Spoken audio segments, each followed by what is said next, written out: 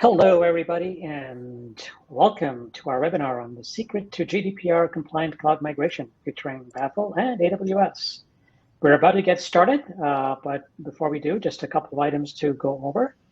First of all, yes, this webinar is going to be recorded, and we will be sending you a link that you can use to access the recording later on. Also, this webinar is meant to be very interactive. At the bottom right corner of your screen, you will see a couple of buttons you can use to interact with us. We'll be taking questions throughout the presentation. You can ask a question any time using the questions panel, which you can bring up with that little questions button on the bottom right. We will also be featuring some polls throughout the presentation, which you'll see the poll pop up and you can answer it right there. And then to view the results of the poll, you can click on the polls tab to see how everybody else voted. And there's also a chat function you can use to chat with us. With that, let me turn it over to our moderator for today, Sushant Rao. Sushant, all yours. Great, thank you so much, Hormaz. So thanks for everyone for joining us today. So I'll be your moderator today. I run marketing at Baffle, but I'm not the star of the show. Let me introduce the stars for today. So first we have Andrew Watkins. Andrew, would you mind introducing yourself to the audience? Sure. My name is Andrew Watkins. I'm a principal solutions architect here at AWS, and I've been here 2.5 years. I have about 21 years experience in the field as a developer and as an architect, but also as a manager and as a code from time to time. I've worked at such big places like American Express, Samsung, and Goldman Sachs. And at Goldman Sachs, I helped architect Marcus.com, and the encryption library that ended up being used firm-wide. And I also focused on compliance and regulations. Part of this was GDPR, which we'll be discussing today. Further, I've also worked at 6 startups, so I'm very empathetic to the startup experience and how to navigate those waters. Awesome. Billy? Thanks for joining us today. And next, let's have Billy introduce himself. Billy? Thanks, Sushant. Yeah, I'm Billy Van Cannon. I'm the Director of Product Management at Baffle. And I've been in cybersecurity over 15 years. Before that, I was a hardware engineer making radios at Motorola. And then since Motorola, I've worked at many startups, all in cybersecurity and dealing with all kinds of aspects from network security to identity and access management to public key infrastructure and encryption. And I've also had to deal with many of the privacy and security frameworks out there, from NIST to PCI to GDPR. And, awesome. Be here. Thanks for joining us today. And so now let's start with the agenda. We're covering a whole bunch of things, and hopefully this is going to be help you understand the impact of compliance on cloud migration. So we'll start with GDPR and its history with data security. Then we'll talk about the most common approach to data security. Then we'll cover a better way to protect data. We'll talk about key management systems and global keying, which is really focused on multi-tenant BYOK. Then we'll talk about solving GDPR compliance in the cloud. And then lastly, we'll do a summary and then next steps. So, but before we begin, let's take a quick poll. So you should see on your screen a poll, and it says, let me go through it. What security and privacy frameworks affect your organization? And this is a multi-select, so select all that apply. GDPR or the equivalent from other countries, CCPA or the equivalent from other US states, HIPAA, GLBA, PCI DSS, NIST, ISO 27001, or other. And then if you do select other, please list in the chat. So go ahead and select the ones that apply to you. This will help us understand the kind of background of the folks in the audience. So it looks like we've got a fair number of folks with GDPR, also with CCPA are kind of actually GDPR is in the lead, but CCPA, HIPAA, PCI DSS are all very close, tied for second. And then very close third is ISO 27001. NIST farther behind, and same with GLBA. And for the person who did click other, please list in the chat. Would love to see what, or would like to see the frameworks that are affecting your organization.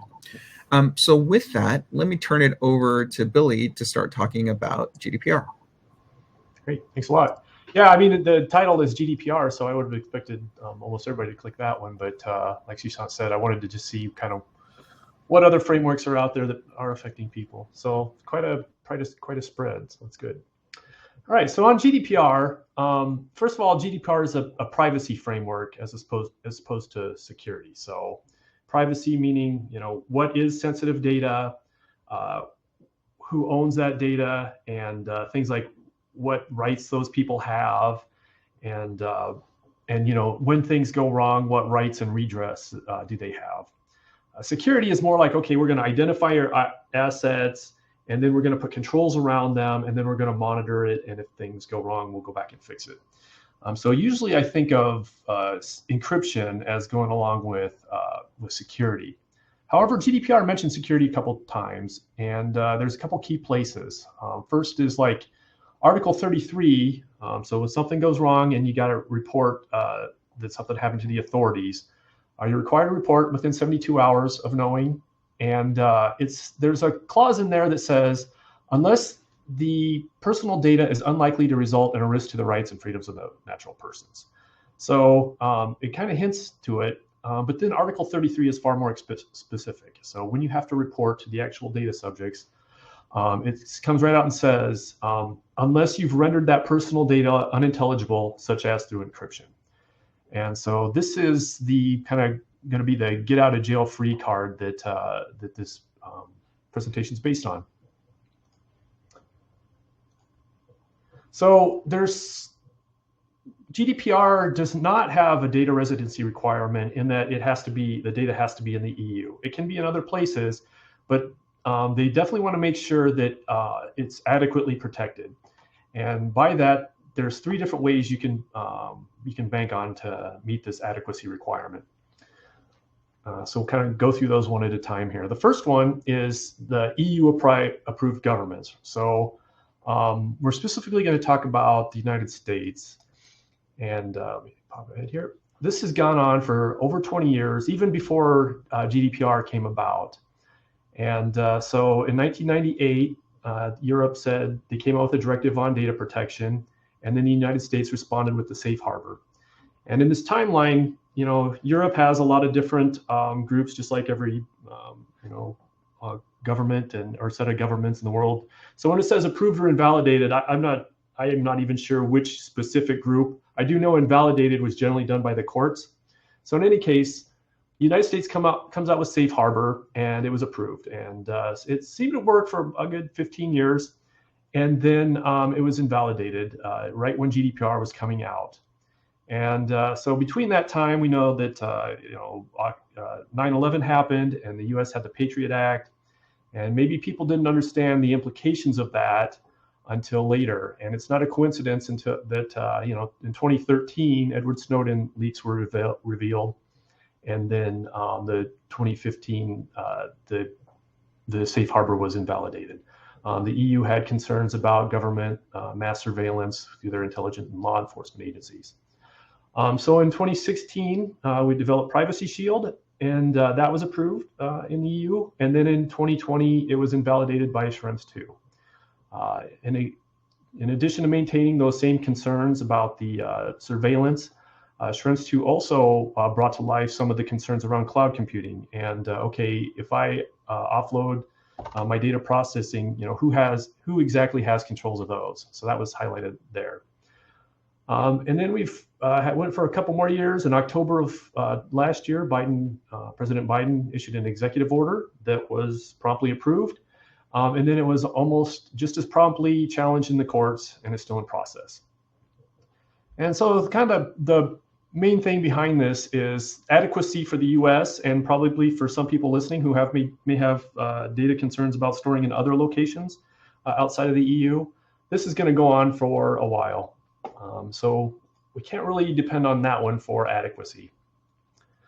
So the next thing is, whoops, popped that a little quick, is there's another article in GDPR, Article 46, and it talks about ways that you can ensure GDPR compliance through like commercial contracts. There's several different things listed, whether it's a code of conduct within the same company, or if they're two different businesses having binding contractual agreements, it says yes, as the controller of the data, the processor will, maintain all the privacy protections that GDPR affords, right? And if it's commercially binding, then that's good. The problem with that is, in the specific issue that they have with the US, if with the mass surveillance, is if the government can come along and say, we don't care what your contracts are, by law, we can get access to this information, it can override those commercial contracts. So that, is still a little bit up in the air. So we're going to say, well, okay, I don't know if we can rely on that one as much either. So the last thing is supplemental.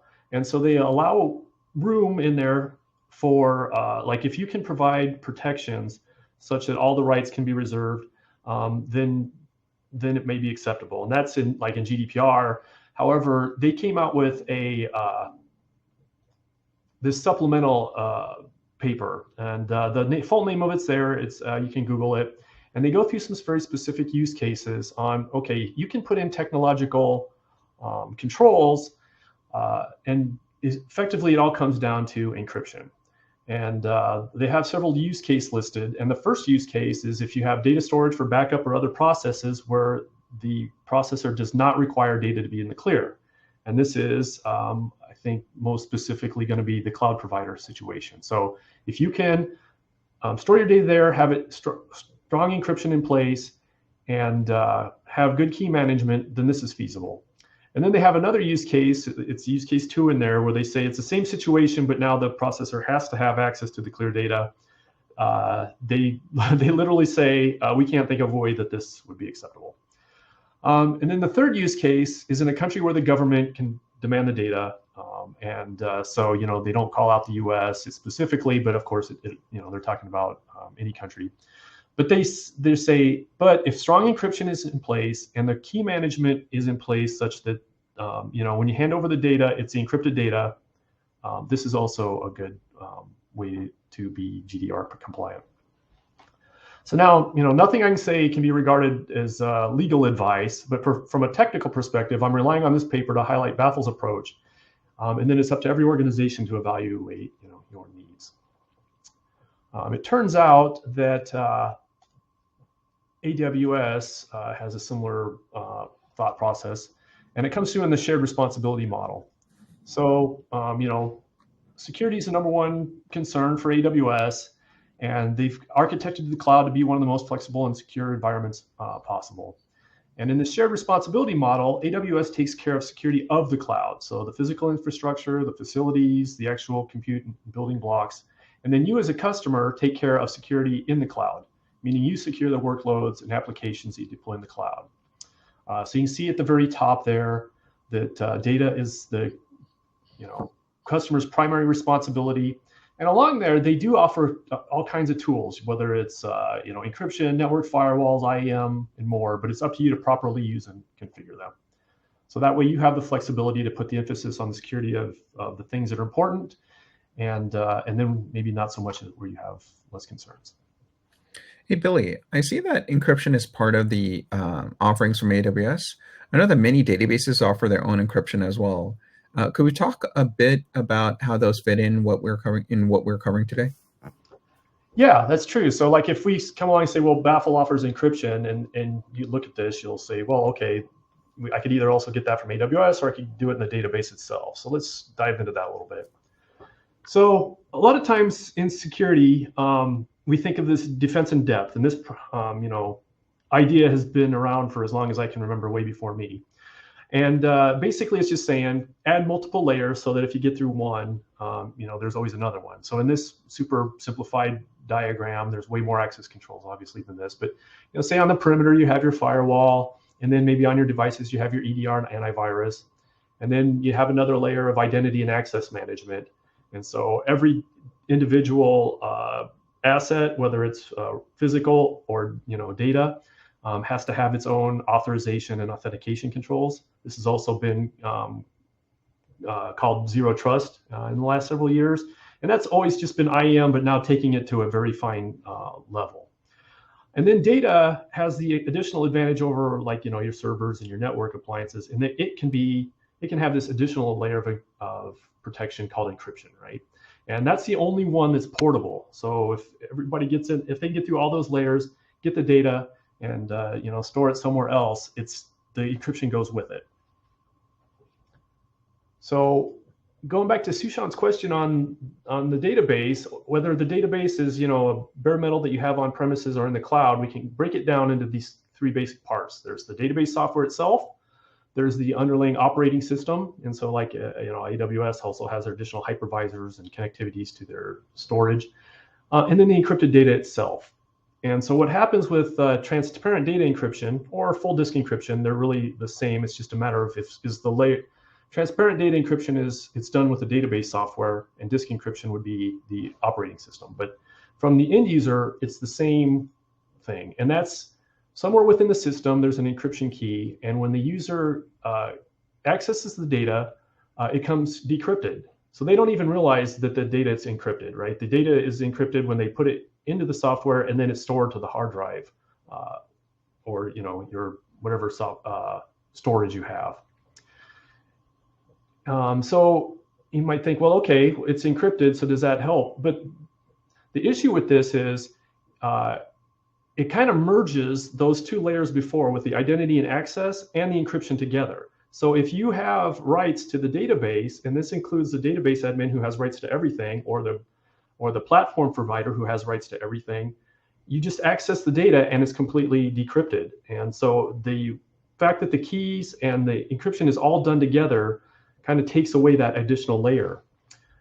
So what is the point of this? So the point of this was, it was originally created, TDE was created in the 90s when physical theft of the devices, of the storage, was a primary concern.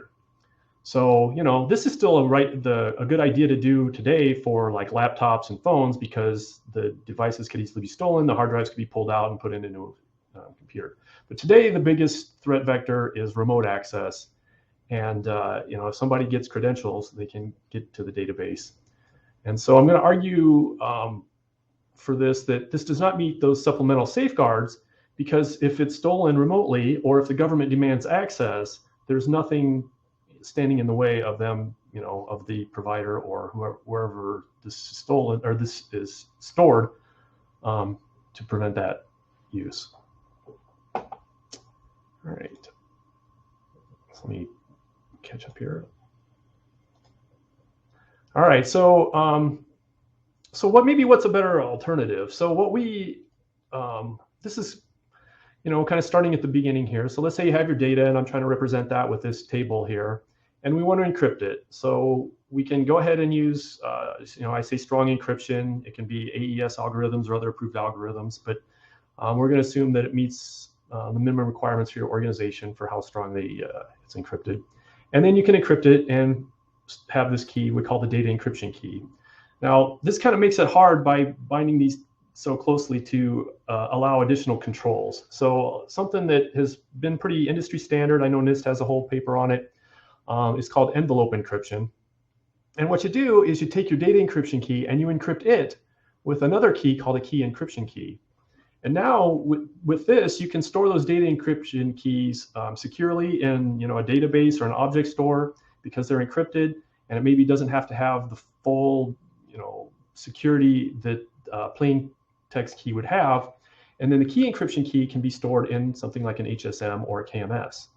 And so in the case of, if you're using AWS, you can store those data encryption keys in an S3 bucket, and then when you need it, you take the encrypted version, you send it to the KMS, have it decrypted by the key encryption key, or if in AWS's system, they call it the customer managed key, and then you get the plain text key back, go and decrypt your data, and then release that plain text key from memory, and you're secure. Since I brought up the KMS, I'll go ahead and turn it over now to Andrew to talk about AWS's KMS offering. Thank you, Billy. First, before we do go into this, let's do a quick poll. Where do you currently store your key materials? AWS KMS, Azure Key Vault, HashiCorp Vault, on-prem, on disk, or other, and please specify in the chat.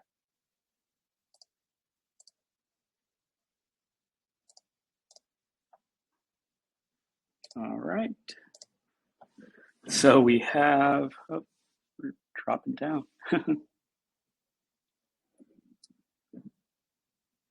All right, so it looks like 50% of you store AWS in AWS KMS, 23 in HashiCorp's Vault, 15 on Azure, 8% on-prem, and then some other.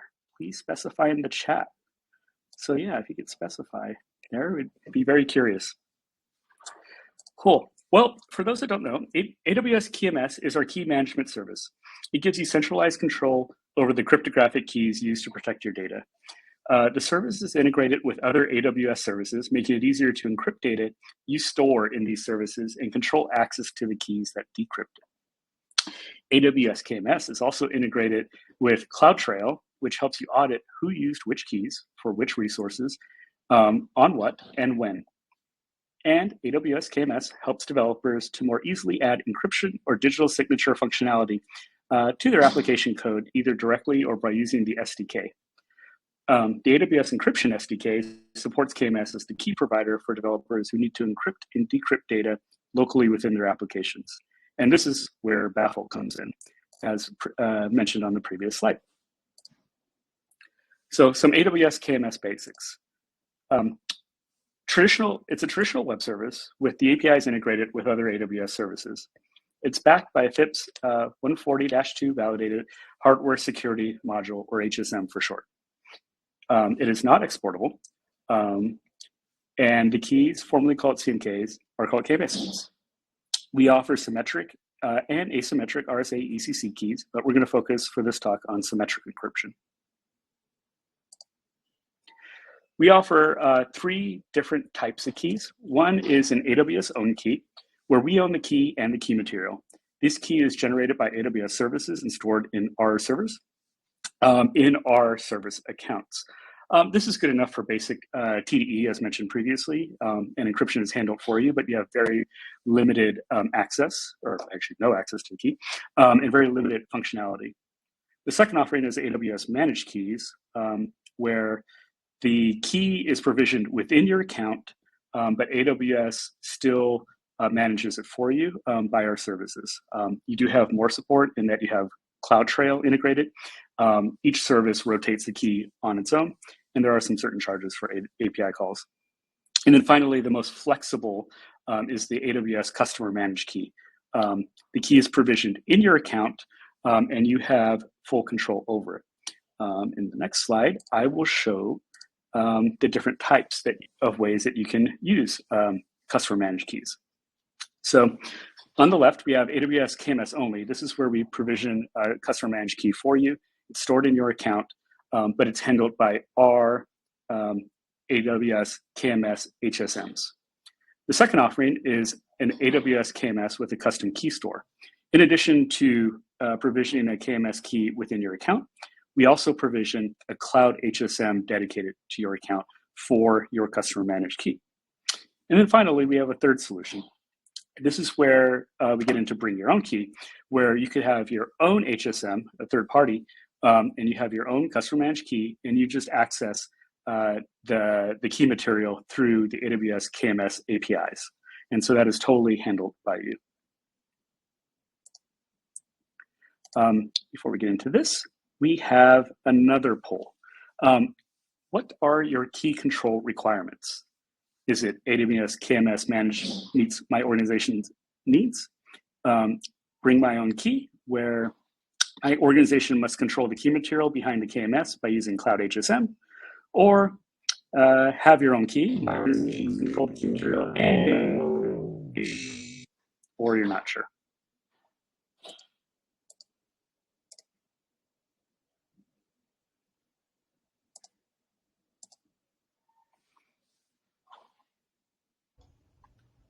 All right.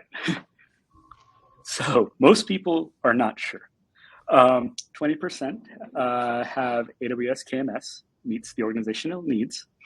And then there's a tie for bring your own key or have your own key for on-prem.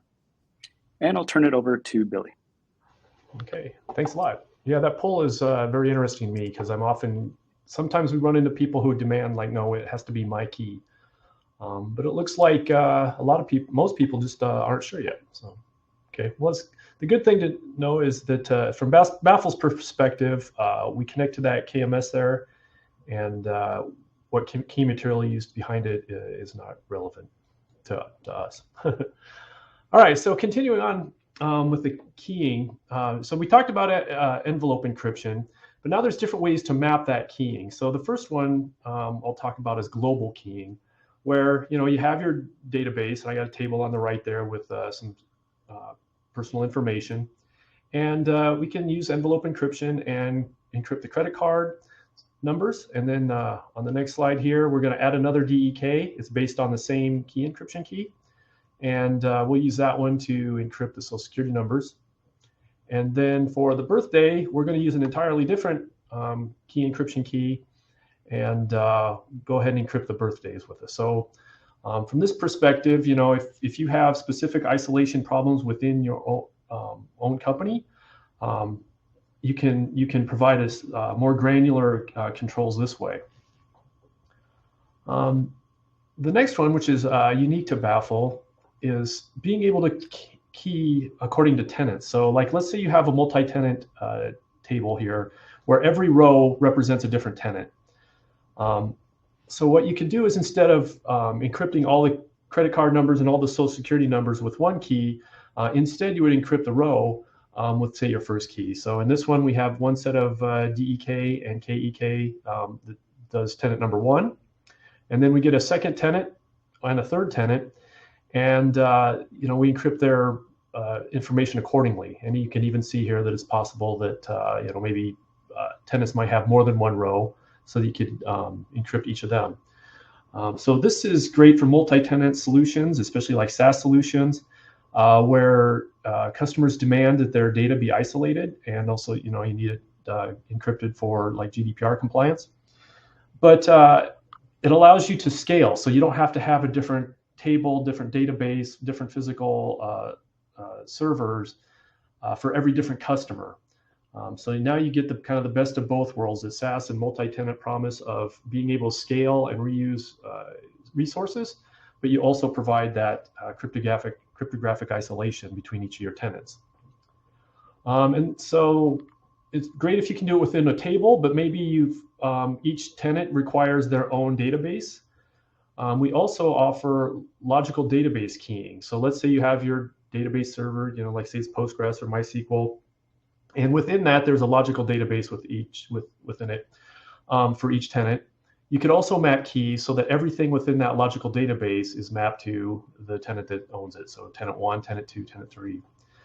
And I also want to point out that, everybody on this webinar knows that we should mostly use AWS, but we may not be able to control our people in other divisions, and certainly not our customers, our tenants. So it's possible then to have them allow access to their key management system, and it could be in Azure, it could be in HashiCorp, it could be in GCP or IBM, but separate access to the key encryption keys, and then Baffle can manage the data encryption keys and the encryption and decryption and mapping of that data to those keys. This provides an extra layer of safety as far as the customer is concerned. And if they decide, for whatever reason, that they no longer require your services, they could take away access to that key, and then that's as good as shredding your data, because the data encryption keys are encrypted as well as the information itself.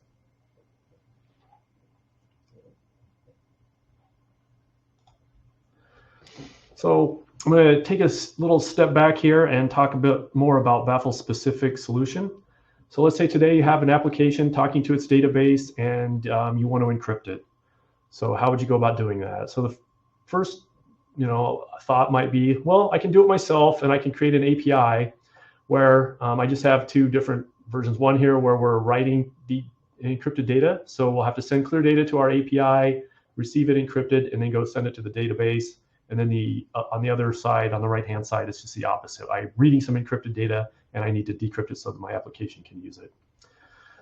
So if you're creating a new application from scratch, this is this is a good solution. But if you have legacy data or legacy applications that maybe your developers aren't around anymore, this could be a very costly operation, as far as it could be very time consuming and resource intensive, rewriting your code so that it goes to the API instead of the database. It also means your application now has to keep track of what data is sensitive and what data isn't sensitive. And so maybe with one application that's doable, but if you want to scale over many applications, then you're going to have to not only keep track of that, but you don't have any kind of centralized control to help with your auditing and making sure that everything is done. So what Baffle does is we say, okay, let's go back to that original picture, and instead we're going to drop this reverse proxy in here. So we call it Baffle Shield. And what it does at the highest level is when your application writes to the database, it will take that information, encrypt it, and then send it off to the encrypted database. And then on the way out, when you're pulling information, it'll pull the encrypted information out of the database, decrypt it, and then either send it to you in clear text so you can read it, or it can send it to you masked. And then you can see there also it's connected to the DEKs. So in this case, an Amazon S3. And then on the KEK, it's connected to the KMS. So when it needs to have that DEK decrypted, it sends it off to the KMS. Baffle software never has access to that KEK. And then the DEK is forgotten as soon as it's needed. It's actually adjustable how long you can set that requirement. And in this picture, I also have Baffle Manager, which is your management and configuration tool. And so if you deploy many different shields all across your system, you can control it with Baffle Manager. And so the reverse proxy works at the SQL session layer. So there's no code changes required to your application. The only thing you have to do is change your connection string so that it connects to the shield instead of the database. So this helps obviously with rapid deployment and centralized control of all your information. Another advantage to this architecture is that now we have this architecture combined with the fact that you can have separate keys through envelope encryption means that now you can distribute this all across different geographies and systems. Another aspect is, I didn't show the keys in this one, but you can hook multiple applications to the same database proxy and set up masking. So let's say human resources, they get credit card numbers. They don't really have any use for credit card numbers, so you fully mask that and it says confidential. But they do need social security numbers because they need them to onboard people and to process their benefits. Then the support team, they have no need for the full credit card number or social security number, but they might need the last 4 digits so that they can identify the customers. So we mask everything in that situation except for the last 4 digits of each, say. And then finance, they're almost the flip side of human resources in that they need the credit card number so that they can pay bills or accept payments. And but they only need social security numbers for identification. So not only does the proxy do the encryption and decryption, but it can also provide role-based access control and masking. All right, so when we put this together, let's say we have data from all over the world, and we have different, it could be divisions with your own company in different locations, or it could be tenants of your multi-tenant SaaS solution. How do we get it so that these applications can operate, yet your data is safe, and you can use all the same infrastructure so that you get all the cost advantages and managements of scale. So in this picture, we have the database in the United States, but it could be anywhere.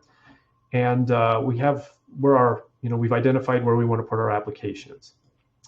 We can then deploy the Baffle proxies right next to those applications so that the data isn't decrypted or masked until the very end. So until it gets to the physical location, that data is protected with strong encryption, and the keys are physically separated so that say that in the United States the intelligence agencies demand that data out of that database, and you have to turn it over. It's encrypted, and there's no way that those keys can be provided within the jurisdiction of the United States. That's with your own company. And then furthermore, if those keys out there are individual tenants, they have control over it. So, and then they can put it, in AWS. They have all the different options of bring your own key or hold your own key. And again, they could also be in GCP or, Azure.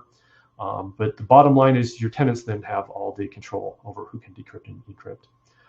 And then, of course, you can also apply masking at that level. So it's not just encryption. If you have one team that needs to fully mask certain information, that can be sent to that application, and then it can be read in the clear by another application.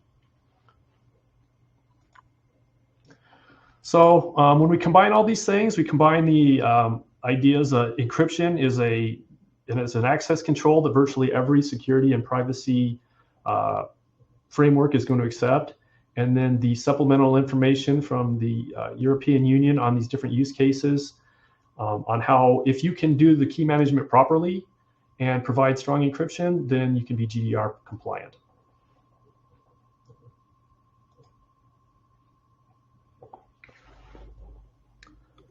All right. So Billy and Andrew, thank you so much. So let me just summarize, and then we'll take your questions. With Amazon and Baffle, you can essentially migrate your data and applications to AWS, ensure you meet GDPR compliance, as well as some of the other security and privacy frameworks that folks have mentioned. I think what Billy and Andrew covered for GDPR also applies for some of the other privacy and security frameworks. The main thing is you have full control over your data, right? Having bring your own key for multi-tenancy plus KMS, right, ensures that you control your data, meeting the shared responsibility, your responsibilities in the shared responsibility model. So with that, let's hit your questions. If you'd like to learn more, you can see the link to learn more about AWS KMS. And if you'd like to discuss your GDPR and other compliance requirements, you can look up that URL. It's also on our website. Just click it and we'll set you up with one of our security experts to talk through your compliance requirements. So looking at, we got a few questions. If there's anyone else has questions, feel free to put it in. Andrew, I think this one's for you. How many services is KMS integrated with? We're integrated with over 100 AWS services within the ecosystem, and we're adding more as they become available with the priority list. Okay. Billy, I think this one's for you. What if my application can't handle encrypted data? They say the data type and length is unexpected for many applications. Right. Yeah. So if you have an application that is supposed to read a social security number and it's specifically looking for 9 digits, and you use traditional encryption, it's gonna mess that up. The traditional encryption looks like a bunch of random numbers, right? Numbers and letters. So we also provide something called format preserving encryption. And it used to be there was either encryption or tokenization. And tokenization generally meant you had a separate vault that you had to manage, right? And it would map the actual information to those tokens. And then the tokens could at least be the same format, right? Now, format preserving encryption actually kind of merged those things in that now you can use strong encryption. It's still when we do format preserving encryption, we still use AES in the background to obfuscate the data, but it maintains the same format. So we can take a 9-digit social security number or a 16-digit credit card number and make it look like another credit card number or social security number, so your application can use it, but it's completely obfuscated and it's highly secure. There's even with our credit card numbers, we make it so that the ciphertext will pass the Loon algorithm. So if your application happens to be doing some kind of Loon check to verify that it's a valid credit card number, it'll still pass even though the credit card number is obfuscated. Awesome. Looks like we've got one more question. Andrew, I think this one's for you. What type of keys does KMS support? For symmetric encryption, KMS supports AES 256 GCM. And for asymmetric encryption, it supports RSA with various levels that you can choose for both signing your key, signing your packages and for public-private key encryption. It also supports ECC, which is elliptical curve, and SM2 for the China region. Awesome. It looks like there's no more questions. So with that, thank you. And let me turn it over to Hormaz to finish off the housekeeping. Well, thank you, everybody, and thank you for joining us. Thank you to all our speakers today. Guys, look out for email with the replay link in your inbox soon. And please feel free to share the webinar with your friends and colleagues as well. With that, that concludes our presentation for today. Thanks, and have a good day. Bye.